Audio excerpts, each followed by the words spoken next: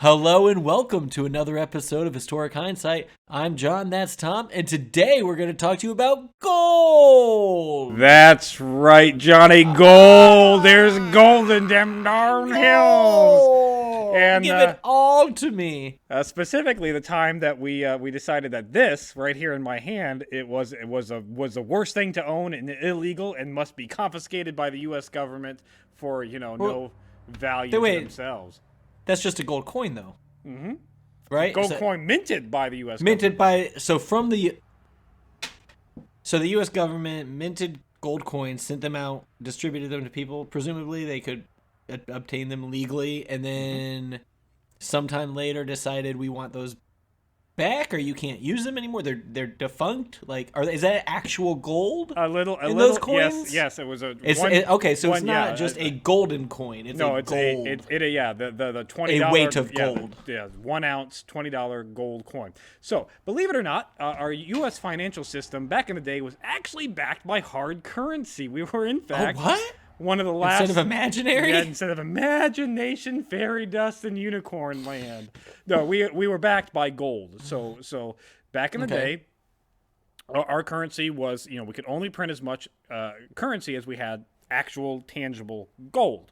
So you could do this. So currency was actually like a receipt for gold that the government actually had, or the bank actually had, or whatever body. Yes. They had an amount of gold, and they're like, okay, this section is yours. Here is a $5 bill. Yes, something like that. Something like that. Yes. So you would have on your currency, on the U.S. currency, it said exchangeable at any Federal Reserve for value in gold. Okay, right, sure.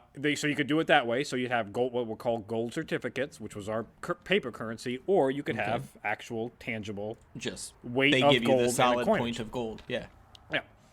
And we got that curbed inflation. Our money actually meant things. But the problem here is when you're on a gold standard, you can only theoretically print as much paper money as you have in gold reserves. Well, but then they find out that it's a little bit easier to print more. Like they're not actually inhibited from printing more. It's just they shouldn't do it, and I'm sure the temptation for whatever government agency just became too much, and then they decided to print more money than gold they had. So essentially what you have happen is that you get a little bit of that. And we have this thing called the Great Depression that happens. Oh, yes. All right. So so this is obviously the 30s. Where we lose. When did we start printing those gold? When did we get on the gold standard? This was back, I believe, post Civil War when we created the Federal Reserve Bank. Okay. Is when we got. So by this time we'd been on the gold standard for a while, well established, going well. Yes, going Great Depression hits, and then. And then we gotta figure out what to do, because when the Great Depression hits, to paint the picture here, it's 1932. Yeah. President F.D.R. gets elected in a landslide, where not only does he get elected, but the House of Representatives and the Senate are also controlled by the Democratic Party. Now, was that just like a? Was it such a landslide? Was it when you have the Great Depression? Yeah, okay. So they just hung that on the whole previous administration. Gotcha. Okay. Yeah, pretty much. And so you have lame duck Herbert Hoover, who's sitting there going, well, I got nothing else to do, so I'm not going to fix anything, because back in the 1930s, the incoming president actually didn't start until March of the next year. So FDR. So that was like during the Civil War time when Buchanan refused to do anything. Yeah, exactly. At the end of his term. Exactly. So that's what we're dealing with. So you've got from November, the election, all the way up to March, where Hoover's doing nothing to fix the economic crisis, and you've got FDR who comes in, inheriting this horrible, horrible economic crisis. And to paint the picture, what you have going on is you've had banks who've made awful, awful, awful investments. So when that stock market collapsed, all their money went with it. Essentially, in a weird nutshell, the Great Depression. What happens is you had this bubble of the stock market where everybody's like, it'll never collapse. It can't. It's properly. How could it possibly? All these stocks are properly valued. There's no way they're overvalued in any way, shape, or form whatsoever. There's no corruption at the top here with the stock market. Don't be ridiculous. Well, the corruption gets. The word gets out about the corruption. People realize the stocks are kind of worthless. They pull all their money out of the stocks. Stock market collapses. And then, when the stock market collapses, our dollar value, people lose faith in the dollar. So what they want to do is they want to take those dollars and they want to exchange them for the hard gold currency. Actual gold. Oh, so they just the paper dollar, their paper currency that they're lost wanting to switch over to not hard, just hard a dollar. They're like, all right, so this is supposed to be worth $1 of gold. Give me that gold before this becomes worth nothing. You have two runs on the bank that are essentially going on here. You have the run to the bank to get all your money out of the bank because you don't trust that bank's not going to fail. And by the way, there was no protection. There was no federal insurance for if a bank failed. If a bank failed, whatever money, FICA or whatever. Whatever money you had in that bank, when it failed, sorry. And these banks were investing more money than they actually.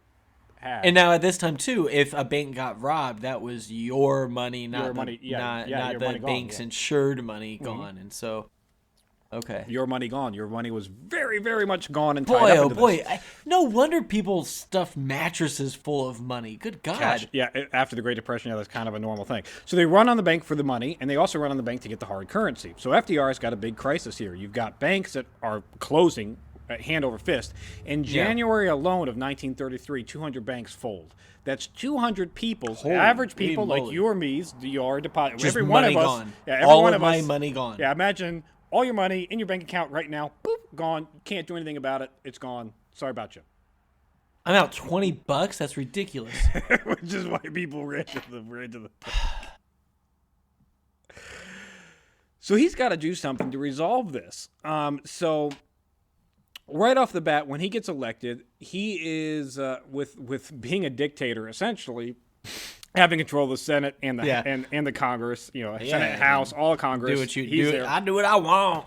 They're rubber stamping everything. He gets elected, put into office on March 4th.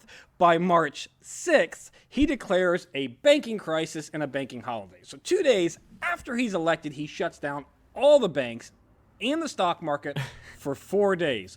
First move, 2 days into office, declares a banking emergency where, again, doesn't, this is where you get to the question of, does he have the legal authority to do these kind of executive order things?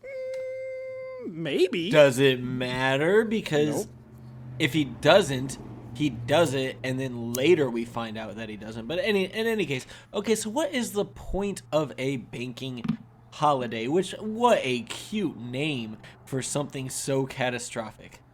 So the whole point of the banking holiday was that it would shut down the banks for 4 days. It would shut down the stock market for 4 days. This would give the federal government the time to audit the banks to see, all right, what cash do you have on hand? What investments do you have on hand? How much of this was legit money? How much of it's not legit money? How do we protect you so that you don't all shut down? Is that what they wanted to do? Or, protect their best friends. Because if you're a foreign listener or if you grew up under the American education system and you're not aware that the Federal Reserve system that we have, the Federal Reserve banks, they're not owned by the federal government. They're not a part of the federal government. They are a private banking. That. Yeah, they're a private banking conglomerate. So all of our money, every little dime that gets printed, every little thing, it's all make-believe controlled by a few rich elite bankers. Okay, but to be fair, money in general is just a collective imagination of value. It's everybody agreed to imagine that something has value, and everybody accepts that, or otherwise we wouldn't have money at all. I mean, yeah, pretty much. But like I said, so he's shutting down the banks. He's auditing the banks to see where they stand with everything that's going on in there to try to stop the run. Basically, what he's doing is if the banks are shut down, people can't get their money out of the banks. That's what he's really doing.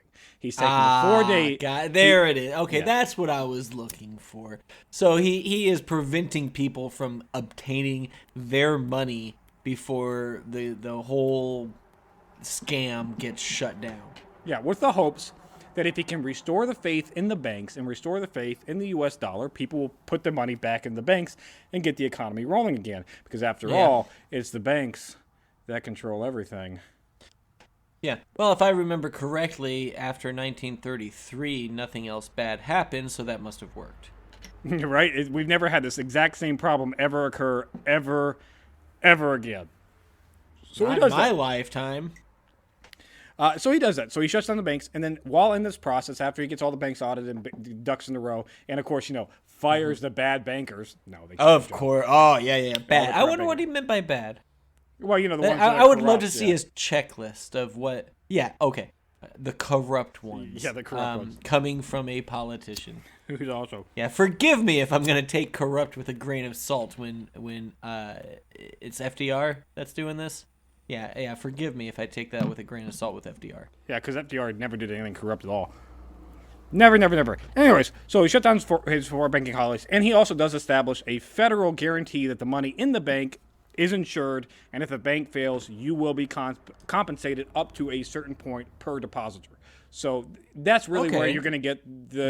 that. Yeah, that's right? good. Yeah, that's where you're going to get the faith back in the banks. It's like, all right, well... And so this, I assume, is what either was or developed into the FICA thing or whatever that is. Is that? Am I even using the right term? I don't know if it's FICA, but there is some FICA's kind of, financial thing, but there is what I'm talking about is the insurance of every bank in the United States. If I give you my money and you get all of it robbed, you didn't get my money robbed. You got other invisible money robbed. I get my money back. You got the federal government's invisible money robbed. Yeah. Yeah, their insurance program essentially. Yeah, and believe it, today it's $250,000 per bank account per depositor. So. I can get $250,000 if you have to. No, Johnny. Your money. You have to have that money. Whatever money. Not just if a bank gets robbed, I get $250,000. No. It's what. I suppose that would probably be whatever is in your account is guaranteed up to $250,000. Okay. So if the bank got robbed or if the bank shut down, this is not staying lit. If the bank gets robbed, if the bank shuts down, you're not out any money. You will get your money back. It'll come back in some facet. So that does restore faith in his. Sure. That's nice because I imagine, especially then, far fewer people had $250,000. I imagine not. Well, many people it wasn't $250,000. The equivalent. That's just what it is. That's just what it is. Okay. Yeah. Sorry, I took us off track. So combine this move where we shut down the bank so that we can stop the run on the money, reinstill the faith in the banks. And his fireside chats that he started developing, including his inaugural speech, where he has his famous, the only thing we have to fear is fear itself. And we're taught that speech, his inaugural speech, we're like, yay, it's brilliant and lovely, until you realize that the fucking thing isn't as cool when it's basically him just trying to save his rich banking buddies by telling the American people to trust the banks and not take their money out of the banks, which they should, because those banks had been fucking stealing their money and throwing it into investments that didn't make any damn sense and making shit-ass loans that they knew people were going to back out on and then, using more money than they actually have access to. So that way when you come to little granny comes to please, can I get a $20 pence piece so I can get some milk and crumpets? No, you can't because we actually don't have that money anymore. Bankrupt. Watch the Miracle on Miracle on 31st Street? The every time a bell rings, an angel gets its wings. That's right. That's right. That whole movie is about this. Is about the fucking crisis and people running on the banks and his poor little ass having to convince people like, look, we don't actually have all your guys' money. So like, what do you really need to get to next Tuesday? $2.50. Yeah. So this is, but today still we suppose I had $200,000 in the bank. I can't go to a bank and be like, I would like $150,000 of my money. You got to give them like 24 hours in advance warning so that they can get that money. Because they don't have it. Yeah. No, they sure don't. It's all imaginary bullshit. Anyways. Yeah, it's just numbers on a screen these days. But even then it was imaginary, and it was just them being like, no, we're fine. I know you brought all of that money into us over a certain amount of time and gave us the actual money, but then we gave that to somebody else, or we put it into a stock that it's like The It equivalent was high risk and now failed, and so sorry we lost your investment. It's like, imagine going to your uncle and being like, "Hey, I'm going to give you this $100. Can you hold on to it for me? And then, like, in exchange, because I know you were short money, just pay me back like $105 next week." And then your uncle goes, "Okay, cool, deal." And then he takes that $105 and then goes and gambles it on ponies and loses, because that's the banking and he's industry. like, and he's like, "Oh no, I'm sorry. Hey, I'm sorry, very sorry, I lost it, but I had some good intel. Thought he was gonna win. Seemed like a sound investment. Thought I was gonna be able to come back and be like, hey, here's $120 because I won big time, bud. But Nope. instead, I lost all your money. Can't pay you back. Still don't have it. Sorry. Sorry about that. But the actual situation is that $105 that you gave him was actually somebody else's. Yeah. And they came to you and they're like, I would like my $105 back, please. And then you're like, well, here's the story. Gave it to this horse gambler, lost it all. Really thought the horse died on the backstretch. Really, I mean, I thought we had it in the bag. Threw a horseshoe, broke a leg, had to get shot. Yeah, all that good stuff. So after this banking holiday, FDR has his fireside chat and he says, "Listen, the banking industry as a whole is very, very trustworthy. Yes, our audits did find out that there were several bankers that totally shit the bed and were being corrupt, and making bad investments, making bad, loans. But that's like 5 dudes. Like the industry as a whole is good, but yeah. So just as long as the bank that you're investing in isn't one of those, yeah, you're fine. You're fine. By the way, how do you know? How do I know it's not one of those? Trust us. Yeah, those probably won't be. This trustworthy banking industry, by the way, during the Great Depression, 4,000 banks in total failed, losing $140 billion, disappearing because of these failed banks, which is just under, today, $3 trillion. So in the Great Depression, 4,000 banks went under and lost the equivalent of $3 trillion with a T, dollars. Imagine of American people's money. Of American people's money. Imagine like 40 Jeff Bezos, just losing all their fortunes at once. Which, of course, those fortunes were built on the backs of, us. That is okay. They talk about the Great Depression in school and about how but all they talk about is how there were not many jobs and people were hungry and things went bad and all that. They don't say that the American government or the banking system stole $3 trillion worth of money from the people. Yeah, and they're just like, because I always imagined it was just they couldn't get work and so they didn't have money. No, they took all of their money and then they're like, there's no jobs because also your bosses and their bosses, they had their money taken and they can't afford to pay you. So not only do you not have money, you can't get a job to make more money. Nope. Jesus fucking Christ. That is... Of course, you do have to pair that up with the Dust Bowl that happened at the exact same time. Like, we had the 30s fucked us. Yeah, But anyways. Can't wait till 2030 because history hasn't been repeating itself recently. Yeah, well, we'll get there. But this worked, Johnny. This did in fact work. When the banks reopened, depositors did return that hoarded cash. They approximate about 50% of the people that were hoarding cash actually went back to the banks and reopened up their accounts and put money back into the system. So that bunch of fucking suckers, if you ask me. Yeah, a bunch of suckers, if you ask me. I agree with you. And to this day, March 15th, 1933, the day that the stock market reopens, is the largest daily increase gain in the stock market's history ever up to this point.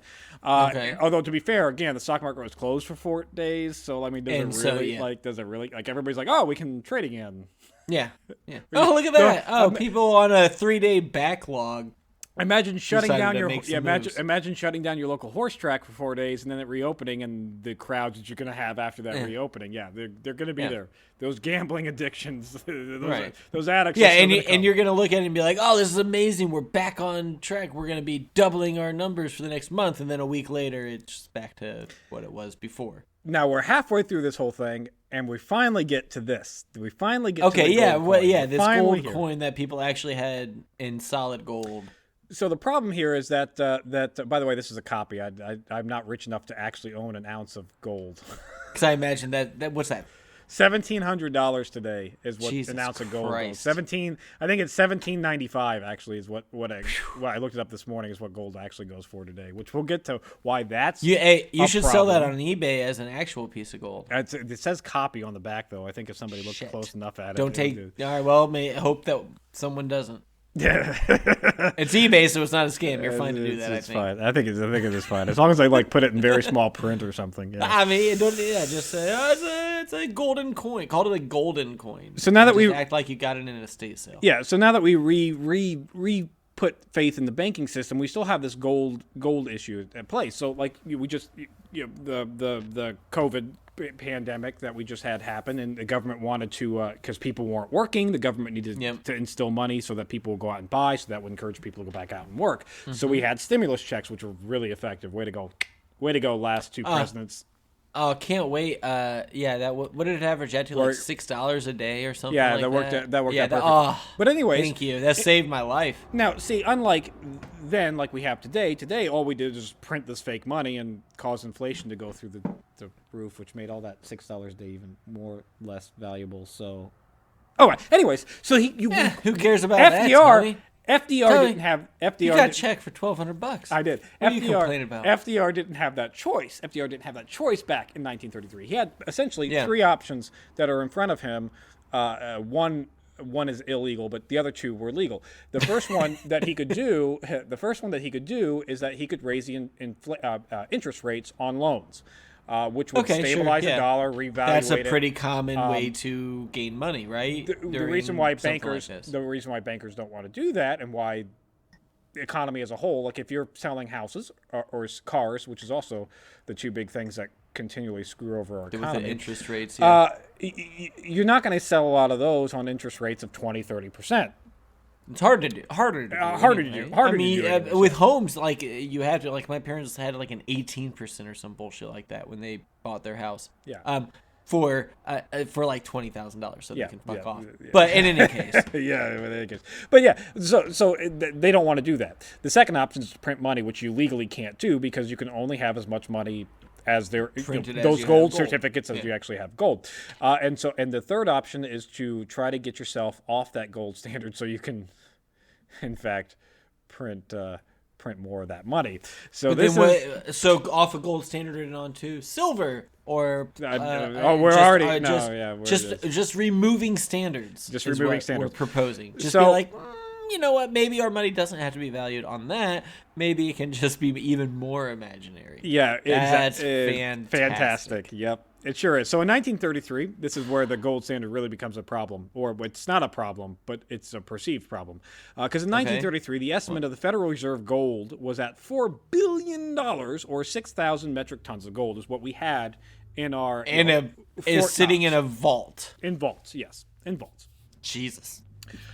But between 1905 and 1928, the U.S. Treasury Department printed the value of 16,000 metric tons of gold notes. These are notes. Hold up. Yeah.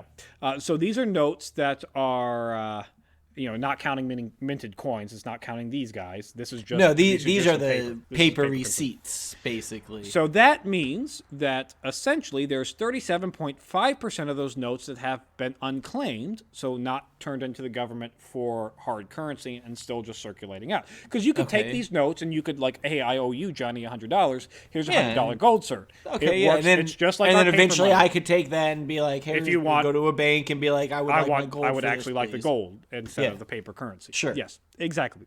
It's like the dollar works now. The problem with this is that gold certs weren't destroyed when they were turned in. So if you went to the Federal Reserve Bank and you said, hey, I want my $100 of gold for this note, that note wasn't destroyed. If that note was still in good condition, it went into the banker's coffers, and then, back out the door when somebody else wanted $100 but didn't request it specifically in gold, tangible coinage. That's not how it works, because according to that banker, that's actually destroyed. It's gone. It's out of their possession. They gave you a receipt. It's like writing a check. It's like if somebody wrote me a check And then you'd I be gave able to you take that check. Yes. And be like, I got my $100 from this check. Here, I owe you $100. Here's a $100 check. You can't do that.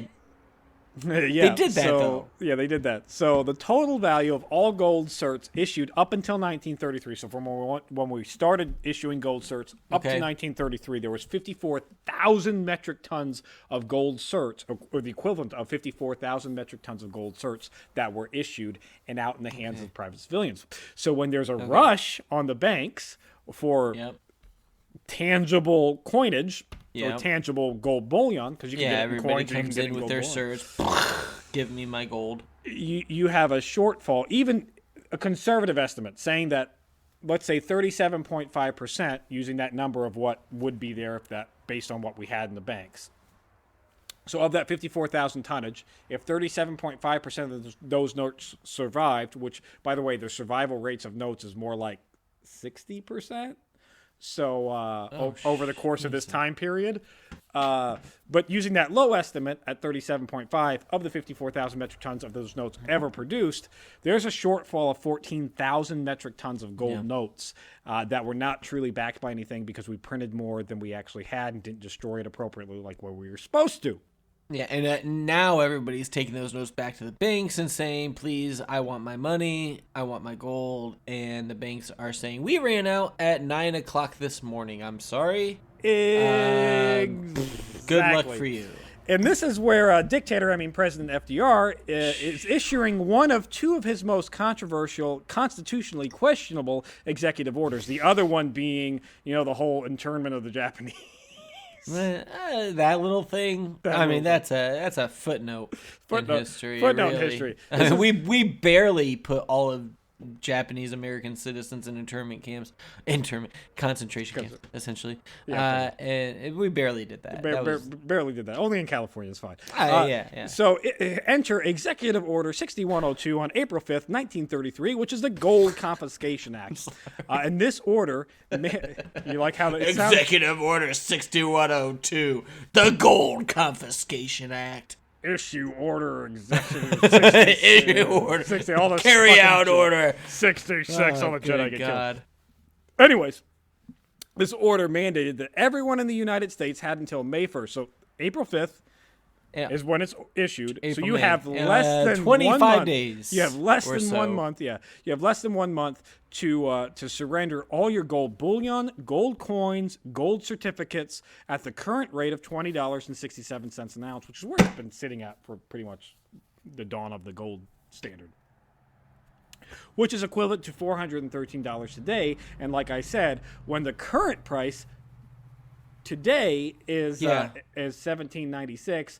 This is your lesson in inflation, people. When we get off the gold standard, if we would have stayed on the gold standard and gold at 2067, our dollar would be valued at 413 today with inflation. But instead, gold is at 1796. Basically 3 times more. 4 times, almost 4, 3.5 times more, whatever it is. Yeah. All right, the only thing that matters, though, how are the billionaires doing, Tony? Well, they're going to get really good today. Here in a second. Are they okay? They're okay. Are they're fine? They're going to get even better with this. Thank God. If you didn't, Johnny, if you didn't turn in your gold coinage and gold bullion and gold certificate paper. Yeah, and I'm sorry. Currency, so they're forced to turn in money. They're forced to turn in their gold. They're forced to turn in their paper money, and they will get the equivalent $20.67 an ounce of that gold in new paper money that is not exchangeable for gold. So this new how guaranteed is that money to maintain its value? We're still on the gold standard. But how guaranteed is that money to maintain? We're still on the gold standard, Johnny. That's fantastic. But you can't exchange it for gold, so you get no. You wouldn't want to do that. Because, no, you wouldn't want to do that. No, trust me, that this gold standard is still good. We're solid on it. We're sticking with it. Can you have some of it? No. Because what if it gets really valuable and then your dollars, I don't like it. The paper money goes from saying exchangeable in value of gold at any Federal Reserve Bank to this in God we trust. In God we trust. And this note is legal and valid for all debts, public and private. It's legal for valid. Anyways, so you have to go and do that. If you did not do this, you could face a $10,000 fine or 5 to 10 years in prison. Now, there were some exceptions to this gold standard, gold confiscation act. If the gold was used as your business, you were fine. So, i.e., jewelers, dentists, sign makers, in modern sense, computers when computers came out. People who aren't hoarding it for actual but cash value. They're like, this is a tool for me to then turn into my livelihood. You could own coinage up to $100 face value. So you could own 5 troy ounces of gold in coinage. Okay. Without any issue.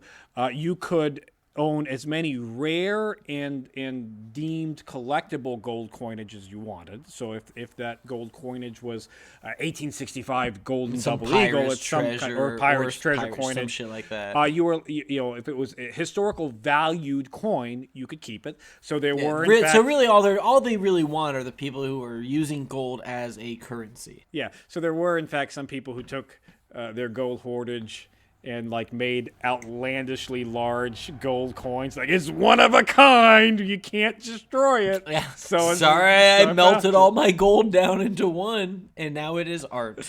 So there were people that did that. I am selling this for $3.5 trillion, and if it never sells, what are you gonna do? And gold jewelry was like it didn't apply to like watches, rings, all your blingage that you're wearing, Johnny. All of this I get to keep. Perfectly fine. So you there can buy is 0% gold in any of this. Because yeah, but this is all sterling, I think. I don't know. Because heaven forbid we affect the jewelry industry with this. How could you? The same rich people that were protected. Because rich people would not be able to buy their several $1,000 watches, and heaven forbid. But if you had a gold bar, you gotta get gold bars, especially gold bullion. You had to get rid of all your gold bullion, and you had till May 1st to do it. At the rate of $20.67 an ounce. Per ounce. Okay. Effectively, this takes us off the gold standard because once our paper money isn't exchangeable for gold, you could say it's backed by gold, but yeah, prove it? Does it really matter? So effectively, it takes us off. It makes it illegal for you to exchange goods and services for gold. I cannot hey, you fix my car. Here's an ounce of gold. You can't do that anymore. That's illegal. You can't change paper money for gold. That's illegal. Now, hold up. You can't possess gold bullion. That's illegal. Hold the phone, because technically in a bartering society, I could I'm Johnny, a photographer. We're not a bartering Okay, but I'm a photographer. If I wanted to say I will shoot your wedding if you give me I don't know, a new toaster or some bullshit like that, I could do that. Unless it was a toaster. Yeah, unless it was a golden toaster. But if it was gold, if I said I just like rocks, perhaps.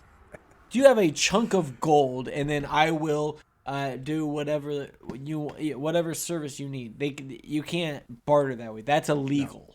No. Well, for you or I, but for the federal government, still legal.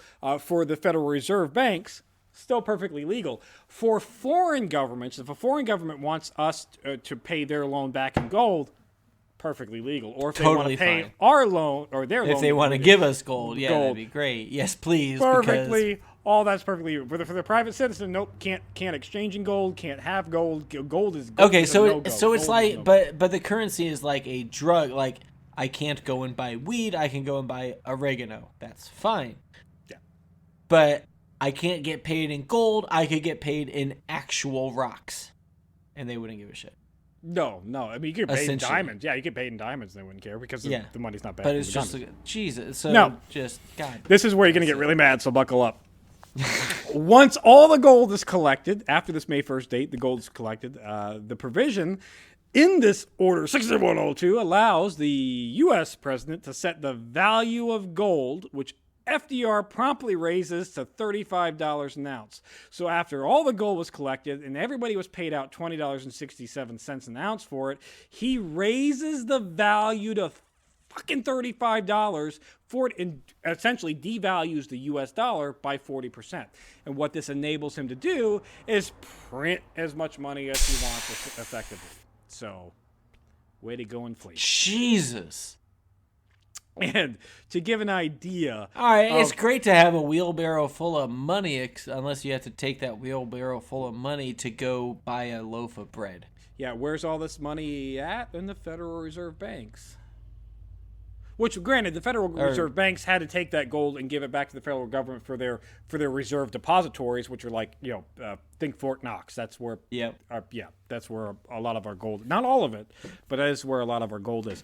Now, to give you an idea of how much money was made here, and you can't estimate it because we don't know tonnage how much gold was actually turned in. We don't know. Why?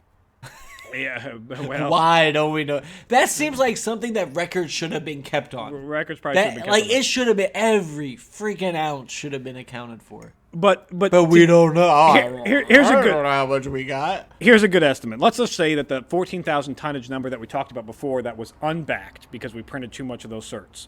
Yeah. All that money, which by the way, you can still go to most places now. Like go to an antique store, you can still find gold certificate bills because people didn't turn it all in. Which brings up the whole other question. Like, let's get rid of guns because everybody will turn them in because. You can still find gold certs. You can still find gold eagles. Tommy? Because does it bring that question up? It brings it up. That seems like a stretch. It's fine. It's a stretch. Anyway, so we'll just say that. People don't turn it all in, but let's say they did turn it all in. So that 14,000 tonnage number that's unbacked that we've discussed earlier, we'll use that. Yeah. So surviving the 37.5% of that 54,000 ton that we talked about initially, that's $15.6 billion. That 14 tonnage is $15.6 billion in their money that day, that at that $35 an ounce. Which is a profit, Johnny, a profit from the 20.6. It's a profit of $6.6 billion, or the equivalent of $139 billion today. For whom? Too shabby to all the bankers that are now sitting on that fucking gold, or the U.S. government, depending on how you want to look at it. Which, but not of course, but by U.S. government, whose I mean money the Federal it Reserve. was. Yeah, no, they don't get any of that increase. They didn't get the cash at $35. They turned their gold at 20, and now the government just do we valuing it at have 35. Any idea, any percentage, any guess of how many people said, "Fuck off! I'm burying this in my backyard"? No, but the fact that you can go to any antique store now and find golden eagles and find gold certificate bills, like, plenty of people did. But lots of people are like, "Nope." So here's a great story since you brought it up. It's a little early, but great story. So there were in fact people that were prosecuted, and kind of shadily because the Executive Order 6102 wasn't signed by the Treasurer, so was not legally enforceable as a punishment. Because in order for it to be legally enforceable as a punishment, because you didn't turn in coinage, since it had to deal with money, it had to be authorized by the Treasurer, who didn't authorize it. Why didn't he authorize it? Because he was completely and totally against this and said this is bullshit and resigned his position. I like this guy. Do we have his name? Yes, yeah, we do. It is. Let's shout him out. Shout out to Treasurer Wooden, who resigned over the order because he thought it was bullshit and wanted to stay on the gold standard. He said, "You just destroyed the gold standard. You destroyed our money. You made our money worth less than the paper that it's printed on, effectively." And so the minute all it takes is the people of the world, people of the United States to go, "That's not worth anything. Fuck off," and our economy is wrecked. Cheers, Treasurer Wooden. Wooden, who resigned. And all of his offspring. So unless you're scumbags now. Because he didn't sign that, effectively any punishment for 6102 was moot, but that was resolved with like 5 other executive orders that had to do with gold confiscation. Of course. Yeah. Covered. Yeah, we got to take care of that, right? But the best prosecution story I was able to find is about Frederick Barber Campbell, who had 5,000 ounces of gold at the Chase Bank. Ooh, same Chase that we have nowadays, because these guys aren't fucking corrupt and didn't survive how many collapses. No, I mean they had their bailouts though, right? So, yeah, they had their bailout. Well, this is too big to fail. Gold confiscation is a federal banking bailout. It's all it was. It bailed out the banks. Now. All right, so Chase Bank, he had 5,000 ounces? So he had 5,000 ounces of gold bud? at the bank. Yeah, he's a lawyer. How you doing? He was a lawyer. He was a lawyer, so I'm sure he was an ethical lawyer. Did not of course. No, he was that was all the good people's money. Anyways, in September, he went to the bank and said, "Hey, can I get my money? Can I get my gold? I want my gold." Get it Yes, out of the please. safety deposit box. I want my gold. And the bank said, we can't give it to you because gold confiscation. You were supposed to turn it in. We can give you the paper fantasy Equivalent unicorn of, equivalent of $20.67 an ounce for that, but we can't give you Yeah. that gold because And he we cut the can't head possess off it. every banker in that bank. He sued them. He went to his, Oh. as an attorney, he goes, I'm going to sue you to get my money. And as he filed the lawsuits, he was promptly served with an indictment because you can't have that gold. You failed to turn that gold in, so we're going to arrest you. How Charge. ballsy is it to sue somebody for upholding the law? Like, that's great. Like, That's I mean, great. good for him. Right? Like, Yeah. it'd be like, it's like suing the police officer who arrests you for drunk driving. Yeah, right. When you blew a .15 or Five, whatever. Like, I'm gonna sue you. You can't pull me over. Well, he does wind Yeah, up winning his criminal case, and all the criminal charges are dropped. But he still does not, in fact, get his 5,000 ounces of gold. He does have to turn that back into the government. But he gets compensated at the $20.67 rate, not the current $35 rate. Yeah, but here we find the reason for the justice system. It is not to lock up people doing the wrong thing to make them think about it and correct themselves. They want the money. They want the money. Yeah. If they can't get the money, they'll gladly lock you up, use you as slave labor, and pay you 10 cents a day. So the government, or whatever. got the. They want their fucking money, and so criminal charges? No, we just want that $5,000 he has, or 60% of it, or whatever, because of the exchange rate and all that bullshit. Yep. That's all they want.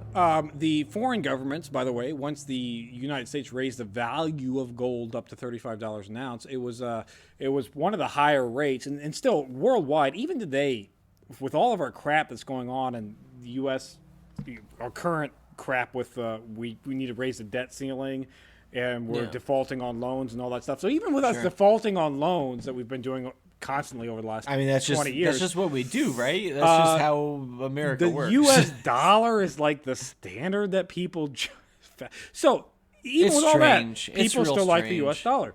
But So- you know why, though, Tommy? Is because the stock market allows for billionaires Right, to be yeah, more billionaires, and around the world, people are just like, oh, I can make money easy over there, so let's go do that. So what you have happen is when the $35 an ounce gets gold gets raised up, you have a lot of foreign governments that are taking their gold bullion and gold coins and foreigners coming to the United States and selling it at $35 an ounce because the foreigners, and this is rich people making themselves richer, Of course. for their Because $35. that's what society's about, Tommy. It sure is. It sure is. This became a odd episode of just like let's shit on humanity. Anyways, so You know what? Let's eat the rich is what it's become. yeah. So the so there was all that foreign stuff that was going on. It did effectively end the Great Depression, sort of. Although you could also argue that World War II did that. Because now all of a sudden everybody needs jobs. What? 'Cause Wait, we're hold up. fighting- You mean we're the fighting Nazis. sudden need for all sorts of people to ramp up production lines might have had an impact on the economy instead of Stealing everybody's bullshit gold? billionaires doing stock market shit? Yeah. Actual need, actual products, actual people needing to work. That's so weird. God, what a weird time where that worked. Where right. just like So what giving you're- money to regular people pulled them out of a depression. God, that's strange. So what you're saying today, Johnny, is that in order to survive our COVID depression financial crisis, we need another Nazi group to come about to go to war with? No, we already had that, Tommy. That exists. What I'm saying... Not global war, though. I mean, well... Not yet. Well, not yet. Yeah, you're Yet. right. Not yet. No. Come on, China, let's go. No, that's not what I'm saying at all. What I'm saying is the stimulus plan was a good idea, but maybe instead of $1,200, Actually, give us because tangible rich amount people of don't understand money, they're like, oh, poor people can live off $1,200 for a billion years. How about instead of that, we behead all... Oh, no, I can't say that. Okay, you can't say that. No. Okay, boy, scratch. Hey, so the gold standard... So instead of that, how about we just take all of the billionaires, say you can't have $1 billion, you could have 999,999,099, whatever the fuck. and then anything over that goes back to people? Everything over that goes Nah, into hey, society. we're preaching. Anyways, so back to the... Let's do so that. Effectively, just cut all Johnny, that the if you effects. want. No, That's I'm not fine. gonna. I'm gonna keep it. But the effects of the But cut my death threat. I didn't. It wasn't a threat. No, it wasn't threats real. are there. It's hyperbole. You got FBI knocking on your door. So hey, let me shit, answer it. I gotta go. So the gold standard. This Gold Confiscation Act effectively ends the gold standard, but the gold standard itself officially does not end until Nixon in '71, when he just says, "Yeah, okay, we're finally off this," because it's effectively meaningless anyways. We've not been on this for a while, guys. Can we just scratch the books? And all those gold certs that were hoarded and not turned in and not caught were actually now legal to own. The gold coinage, the gold certs, all that stuff was actually legal to own in 1964, but could not be changed for gold again. And So it had to be sold to auction houses and pawn shops to collectors, essentially. Is what they did. Yeah, as collectible. Effectively, the gold standard, when it ended in 1971, made this whole, like, you can't possess this. That went all out the window, and so now we can own as many gold fucking ounces as we want. Well, yeah, which, as it turns out, is zero, because for now, rich. Yeah, me or you can't own it, but rich people could own it. But and for now, because I want to own several gold bars, I can't. I want to own a pirate gold because bar. I don't have the money. Yeah, you don't have the money to do that. Although there is talks about, every time there's a financial crisis, there's talk like, is the government going to do this again and steal our money? Which, I mean, they did it once, so effectively, yeah. So maybe. Maybe. So basically what we're saying is, 100 years later, history repeats itself. Go ahead and start stuffing your mattresses now instead of waiting 10 years. Yeah, probably. We're doing y'all a favor. But I would suggest, I would actually suggest buying gold, well, probably not gold because you can't afford that. But silver is like $13 an ounce. So buy a shit ton of silver, bury it in your backyard, and you'll be good to go. Because otherwise, the government is just going to ensure that the rich keep getting richer. That's it for this week in Historic Hindsight. Thanks for listening. Be sure to like, comment, and subscribe, and join us next week when we talk about the Microsoft Zune.